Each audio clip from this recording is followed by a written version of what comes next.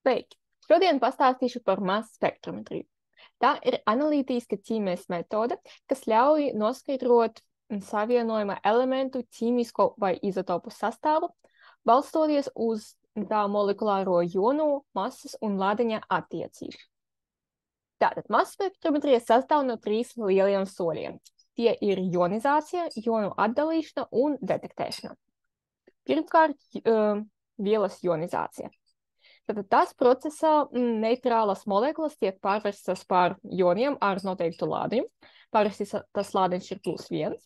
Un ionizācijas procesā bieži vien notiek arī fragmentācija, jeb molekulas sadalīšana mazākās daļas. Tātad tas var būt gan neitrālas, gan arī lādētas.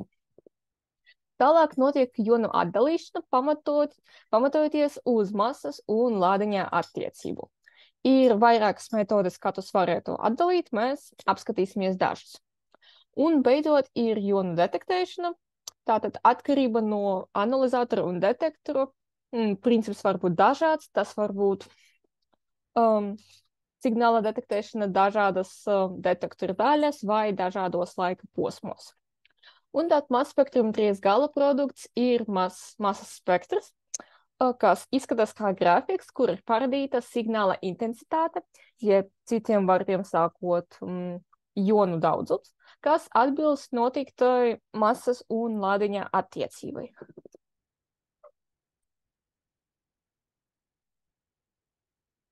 Tātad sāksim ar vielas ionizāciju. Viena no visplašāk izmantojama metodēm ir elektronu ionizācija.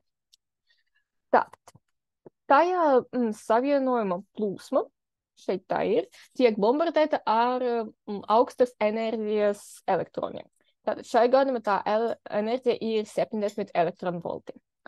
Pārveidojot tuvu molekulām, šie elektroni dalas ar tām enerģiju, un tad precīzāk to enerģiju iegūst tieši molekulas elektronapvalks.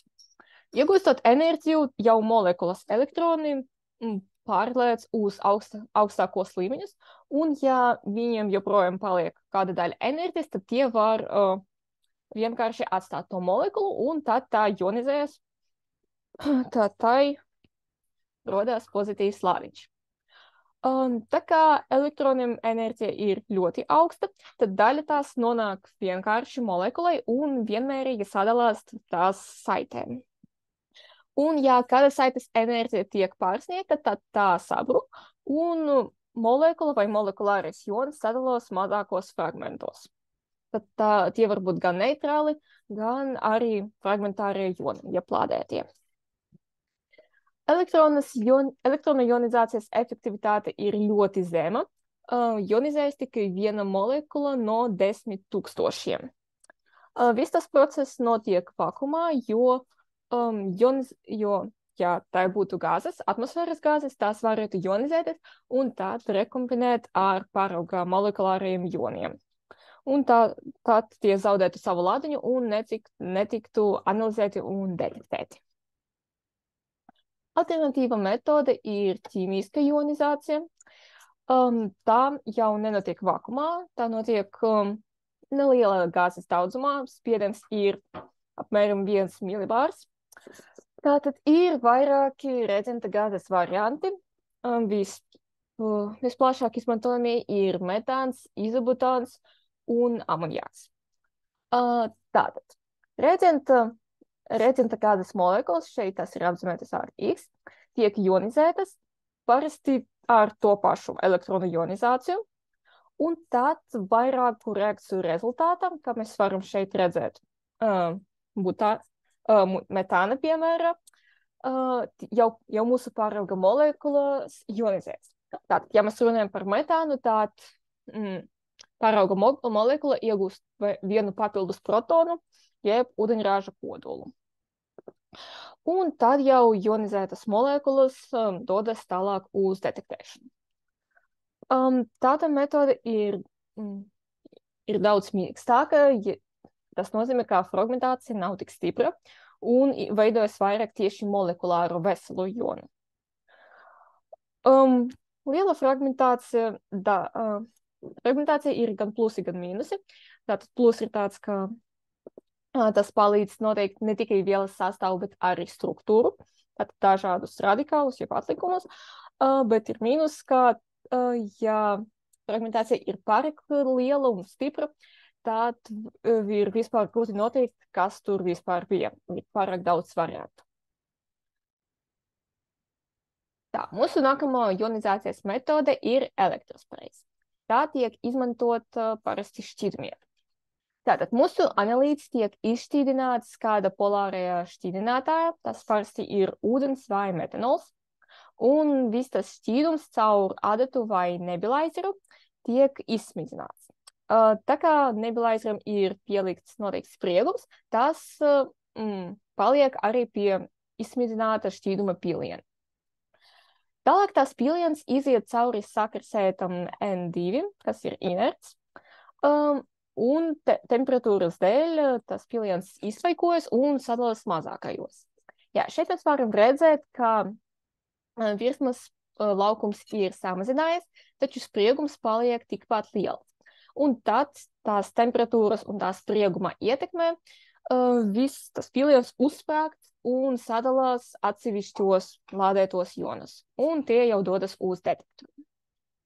Nākamais veids, kas ir izmantots analizējot cietas vielas, ir lazera desorpcijas ionizācija izmantojot matricu. Tātad, kāda šeit ir būtība? Mūsu analīzes, kas šeit ir apzīmēts ar lielu emburtu, ir ievietots speciālajā matricā. Visas kopā tiek apstarots ar augstas enerģijas fotoniem, kas analizē matricas molekulas. Tas jau savukārt nodot daļu lādiņa arī analītam. Un tad atkal lielas sagādātas enerģijas ietekmē, viss tas nošķēles un dodas uz detektoru.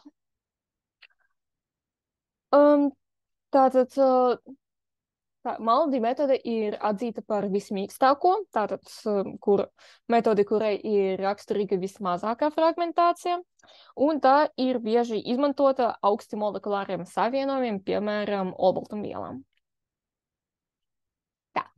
Tagad otrais posms - jonu sadalīšana. Protams, pastāv vairāki masu analizatoras veidi, un pirmais no tiem, kas ir arī visvecākais, būs sektora masu analizators. Tātad šeit mūsu joni ienāk analizatorā, un tie tiek pātrināti izmantojot elektrisko lauku. Šajā zonā mums ir ierīkots magnētiskais lauks, kas novirza šos jonus, un to trajektorija ir dažāda atkarība no masas un lādiņa attiecības. Tātad būtība ir tāda, ka lielāks lādiņš veicina to novirzi, bet lielāka masa to palēnina. Un tad mēs detektējam, kurā tieši vieta ir nokļuvis katrs jons. Pēc tā mēs varam izsecināt tā trajektoriju un tad jau izsecināt masu un lādiņa attiecību. Lai to izdarītu, vai var salīdzināt dažādus tieši šās vielas ionus, vai vienkārši salīdzināt iegūtu masas spektru ar masas spektru no bibliotēkas. Mazliet citāds analizators saucās par lidojuma laika masu analizatoru. Tātad tā ir no šejienes mums tiek izsviesti elektroni, tās lido arī elektriskajā vai magnetiskajā laukā, atstarojas no tās augtas spoguļa un dodas uz detektoru. Tātad, pēc nosaukuma var saprast, ka šeit mēs detektēsim laiku, kad katrs jons ir atlidojis, atnācis.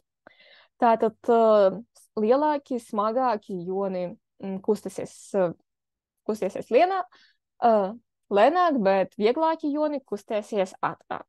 Un tāpēc arī var tos sadalīt. Nākamais masu analizators ir četrpolu masas analizators. Tātad tas sastāv no 4 monopoliem, jeb vienkārši elektrodiem, tātad tādam paralēlam cauruļiem. Tām ir pa pāriem pretēji lādiņi. Un šeit arī analizatorā ielido mūsu vēl nesadalīti joni. pie elektrodiem ir pielikta noteikta pastāvīga un mainīga sprieguma kombinācija. Tātad, mūsu joni kustās paralēli elektrodiem šajā virzienā, bet nevienmērīga elektriska un magnētiska lauka ietekmē tie sāk svārstīties tā vai tā. Un, ja noteikta jona parametri atbilst mūsu uzdotam spriegumam, pastāvīgam un mainīgam, tad tās svārstības kļūst fiksētas un jons mierīgi iziet cauri detektoram. Bet, ja jona parametri neatbilst, tad svārstības ar laiku palielinās, līdz tas jons sadurstās ar kādu no elektrodiem un zaudējot savu lādiņu. Un saprotam, neitrāla daļiņa vairs nespēja tikt ietekmēta ar elektrisku vai magnētisku lauku, tāpēc tādi joni jau no detektora neiznāca. Jā, un tāda veida, mainot analizatoru uzstādījumus, mēs varam iegūt, lai tieši specifiski joni, specifiskas molekulas iznāktu cauri analizatoram. Tātad, mazliet modificēta versija ir 3-kārtējs 4-polu masas analizators. Tas sastāv no 3 4-polu kompleksiem. Pirmais, tas komplekss atdalā tieši mūs interesējušus jonus. Otrais komplekss tos fragmentē, tad sadala mazākos fragmentāros jonos. Un trešais sadala tos fragmentārus ionos un atstāja tikai mums vajadzīgus. Mēs jau esam izskatījuši, kā to var izdarīt. Tātad 3-kārtēja 4-polu masas analizators tiek izmantots galvenokārt, lai noteiktu kādu vielu kvantitatīvi, jeb uzzinātu to daudzumu, un arī, lai pierādītu kādas jau iepriekš zināmas vielas klātbūtni vai pat arī lielākas vielu grupas klātbūtni. Tālāk par masspektrometrijas pēdējo soli, jeb detektoriem. Pirmais detektors ir elektronu daudzkāršotājs. Tātad šeit no analizatora iznāk mūsu joni un ietricās dinodā. Tā sauc šo plaksnīti. Tas jons izsīst no tā dažus elektronus, piemēram, šeit 2, un tie dodas uz nākamo dinodu un arī izsist no tā vairākus jonus. Un tā tālāk, līdz tas signāls daudzkāršojas līdz tā momentam, kad to var droši detektēt. Tāda veidā pat viens atsevišķs jons ir pietiekams, lai izveidotu un satvertu signālu. Pietiekami līdzīga situācija ir ar fotonu daudzkāršotāju. Tātad šeit atkal jons ietriecās dinodā, izsitot no tā elektronu vai vairākus elektronus, un tie jau sadurstas ar fosforu plaksnīti, no kuras elektroni izsist fotonus. Tātad līdzīgi, ka šeit tie fotoni daudzkāršojas un var būt droši detektēti. Jā, tagad masas spektrometrijas galaprodukts ir masas spektrs. Tas ir grafiks, kas parāda signāla intensitātes atkarību no masas un lādiņa attiecības. Tā kā parasti lādiņš ir +1, tad šo te asi var uztvert vienkārši kā masu, taču ir uzņēmumi un par tiem ir jāatcer. Labi, tad ko mēs varam redzēt uz grafika? Tad lielāka masa ir molekulārais jons, kas atkal atkarīgi no ionizācijas veida, bet parasti tā masa sakrīt ar veselas molekulas masu. Un tagad mēs varam ieraudzīt arī vairākus fragmentārus ionus, kas nav jau pilna molekula, bet tās daļiņas. Tātad tie palīdz izdibināt molekulas struktūru. Jā. Bieži vien rodas grūtība, ka vienai molekulārai masai atbilst ļoti liels skaits dažādu molekulu. It īpaši, kad mēs runājam par organisko ķīmiju un augsti molekulāriem savienojumiem. Tāpēc ir svarīgi ar pēc iespējas lielāku precizitāti noteikt masas un lādiņa attiecību. Jā, jo atomu masas jau nav veseli skaitļi, tie ir ar vairākam zīmēm pēc kometa. Tāpēc, ja piemēram, mēs iegūstam masas un lādiņa attiecību kā veselu skaitu, mums var būt pat vairāki tūkstoši variantu, kādi savienojumi tie var būt. Bet, ja mēs to precizējam līdz dažam zīmēm pēc kometa, tad mums var palikt kādi 10 vai pat 5 varianti, ar kuriem jau ir daudz vieglāk strādāt. Un tagad īsumā par masspektrometrijas metodes atklāšanas vēsturi. Tātad parādības, kas tagad ir ievietotas masspektrometrijas pamatos, tika pētītas jau 19. gadsimta beigās. Vācu fiziķis Eugens Goldsteins bija novērojis starus, kas rādījās gazu un elektrības miedarbības rezultātā. Cits vācietis Vilhelms Vilms arī 19. gadsimta beigās novērojis, ka tie stari var novirzīties elektriskajā vai magnetiskajā laukā. 1899. gadā viņš izmantoja perpendikulārus elektriskus un magnetiskus laukus, lai sadalītu gazus pēc lādiņa un masas attiecības. Tātad kā mūsdienu spektrometrija, bet otrādi. Mazliet vēlāk, 1912. gadā, Anglijs Džozefs Tomsons uzlaboja viņa metodi un izveidoja masu spektrografu, kas bija jau tuvāks mūsdienu spektrometram. Tālāk pēc Tomsona amerikāņu zinātnieks Artūrs Dempsters un angļu zinātnieks Francis Astons attīstīja Tomsona metodi, vēl uzlaboja šo mehānismu un izveidoja masspektrometriju, kas bija jau ļoti tuva mūsdienu masspektrometriju. Tātad to viņi bija uzdarījuši attiecīgi 1918. un 19. gados. Tālāk Manhetenas projekta īstenošanas laikā, kas apmēram sakrita ar Otrā pasaules kara laiku, amerikāņu fiziķis Ernsts Lorentz bija izstrādājis sektora masas spektrometru, ko devēja arī par kalotroni. Un tas bija izmantots, lai analizētu urāna rūdu, lai noskaidrotu tā izotopu sastāvu un arī, lai kontrolētu tā bagātināšanu. Tālāk,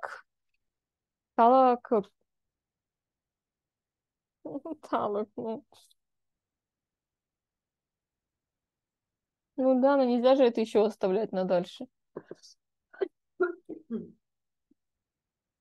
Ну, как сказать, с течением времени. Ar laiku. Gadiem ejot.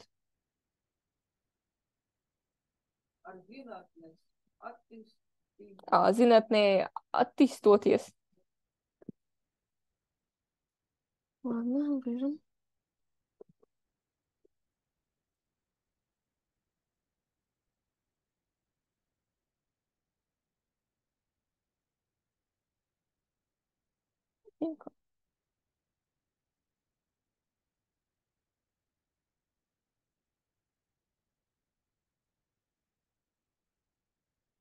Tālāk zinātnē attīstoties, tika izstrādātas arvien vairāk jaunu metožu.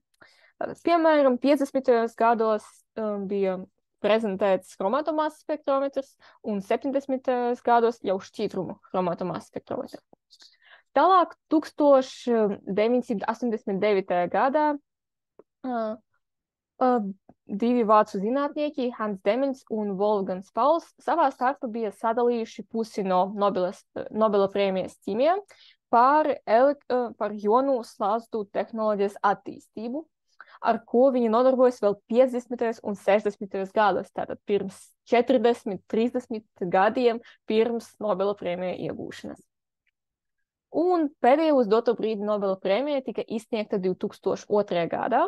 To saņēmuši amerikāņu zinātnieks Džons Spence par elektrosprēju tehnoloģijas attīstību un japānietis Koichi Tanaka par mīksta lazera desorbcijas tehnoloģiju un arī to pielietošanu makromolekulam, īpaši olbaltumvielām. Jā, un beidzot pielietojums. Tātad masspektrometrija ir izmantot visur, kur vajag noskaidrot vielas sastāvu, vai arī noteikt to kvantitatīvi, vai identificēt kādus piemaisījumus. Tātad pirmkārt, masspektrometrija tiek izmantota farmaceitikā un kosmētikā, lai pārbaudītu šo preparātu drošību. Acīmredzami tā tiek izmantota bioķīmija un gēnu inženierija, lai noskaidrotu, kas tad vispār tika sintēzēts, modificēts, izveidots. Attiecība pret sprākstvielām un narkotiskām vielām masspektrometriju izmanto, lai noskaidrotu šo vielu izcelsmes valsti, jo katrai valstī ir savi specifiski piemaisījumi, kas veidojas vielu sintēzēt vai audzējot. Kriminālistikā masspektrometriju izmanto, lai identificētu toksiskas vielas, kas varētu kalpot par nāves cēloni. To metodi izmanto arī, lai identificētu piemaisījumus naftas produktus, kā arī, lai atrastu vainīgos par naftas noplūdē, jo arī dažādas izcelsmes naftai ir dažādi piemaisījumi. Kodolenerģētika aktīvi izmanto šo metodi, lai kontrolētu rūdu bagātināšanu un pārbaudītu tās izotopu sastāvu. Ar masspektrometrijas palīdzību meklē arī dažādu ķīmisku vielu atlikumus pārtika, kā pesticīdus un insekticīdus, kas ir, saprotami, acīmredzami kaitīgi cilvēkam un arī dzīvnieku organismiem. Arī svarīgi ir pamanīt tehnogēnas vielas gan cilvēka, gan dzīvnieku organismos, jo tā, ka tās nav dabiskas, tas ir bīstamas ļoti mazos daudzumos. Arī pārbauda sportistus, lai pamanītu dopinga izmantošanu, un interesanta situācija ir ar izotopu analīzi un medicīnas analīzēm tā kopumā. Tātad baktērijas mēdz dzīvot cilvēka kuņģī un izraisīt dažādas slimības.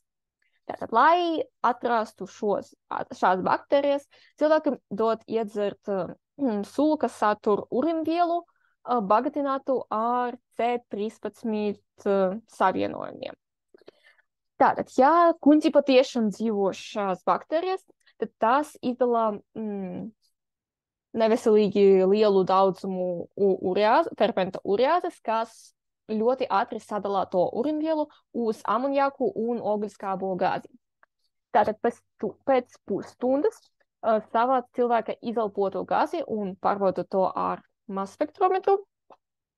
Un ja jau pēc pusstundas tā izelpotie CO2 ir ļoti liels skaits, tieši tā oglekļa 13, tad bakteriju klātbūtne ir pierādīta.